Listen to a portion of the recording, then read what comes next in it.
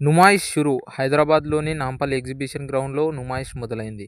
మంత్రులు పొన్నం ప్రభాకర్, శ్రీధర్ బాబు ఎగ్జిబిషన్ను శుక్రవారం ప్రారంభించారు.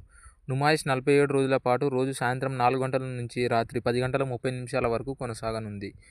వారంలో సెలవు రోజుల్లో రాత్రి 11 గంటల వరకు ఉంటుంది. ఇందులో ఈసారి 2000 స్టాళ్లు ఏర్పాటు చేయగా ఎంట్రీ ఫీజును 50కి నిర్ణయించారు. మినీ ట్రైన్తో పాటు డబుల్ డెక్కర్ బస్సు సందర్శకులకు ప్రత్యేక ఆకర్షణగా నిలిచింది. రాష్ట్ర జనాభాలో 55% బీసీలే. కులగణన సర్వేలో వెల్లడి. ఎస్సీ, ఎస్టీ, ఓసీ ఇతరులు కలిపి 45%.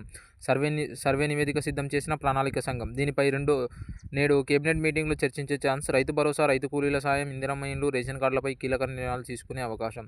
రాష్ట్రంలో బీసీల జనాభాపైన స్పష్టత వచ్చింది. మొత్తం జనాభాలో 50% మేర బీసీలు ఉన్నట్టు తెలిసింది. ప్రభుత్వం చేపట్టిన సమగ్ర కులగణన సర్వేలో ఈ విషయం వెల్లడైందంటూ సమాచారం. కులగణన సర్వేకు సంబంధించిన నివేదికను రాష్ట్ర ప్రణాళిక సంఘం సిద్ధం చేసింది. దీనిపై శనివారం సెక్రటేరియట్లో సీఎం రేవంత్ రెడ్డి అధ్యక్షతన జరిగే కేబినెట్ మీటింగ్లో చర్చించే అవకాశం ఉంది. ఫిబ్రవరిలో స్థానిక సంస్థల ఎన్నికలు నిర్వహించాలని ప్రభుత్వం భావిస్తున్నందున కులగణన సర్వే వివరాలపై కేబినెట్ మీటింగ్లో చర్చించే అవకాశం ఉందని తెలిసింది.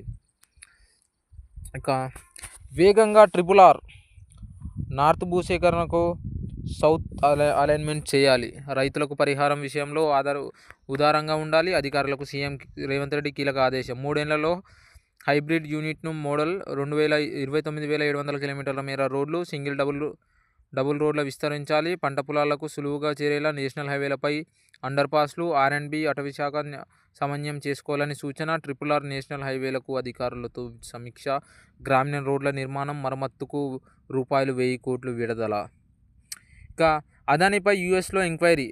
అదానీకి న్యూయార్క్ కోర్టు షాకిచ్చింది. వేర్వేరుగా నడుస్తున్న 3 కేసులను ఒకేసారి విచారిస్తుందని, ఇండియాలోని వివిధ రాష్ట్ర ప్రభుత్వాలకు రూ.2029 కోట్ల వరకు లంచాలు ఇచ్చారని, ఈ విషయం యూఎస్లో ఇన్వెస్టర్లకు చెప్పలేదని కేసు నమోదైంది. నాకు ఇల్లు లేకున్నా 4 కోట్ల మందికి ఇల్లు కట్టించిన కేజ్రీవాల్ అధికారిక నివాసం శిష్మహల్ను చేస్తూ మోదీ విమర్శలు.